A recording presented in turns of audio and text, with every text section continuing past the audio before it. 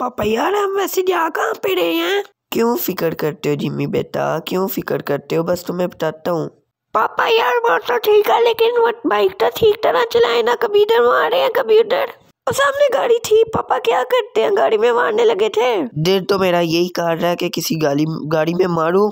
अरे पापा यार हुआ क्या है, ये तो बता दे।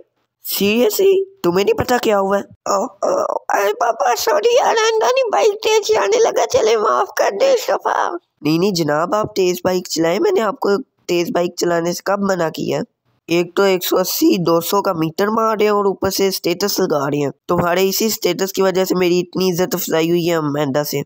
पापा सच्ची मामा ने आप पे गुस्सा किया है? अब देखो, शर्मिंदा होने के बजाय खुश हो रहा है। वो सही कहते हैं, सी निकम्मी उड़ाद ना मजा ना स्वाद। अरे पापा ऐसे तो ना कहीं, आपकी मदद भी तो करता हूँ इतनी। जी बिल्कुल, आधा बिजनेस तो आपने ही संभाला हुआ है, मैं तो बस ऐसे ही। अरे भाई को तो कंट्रोल हो गया।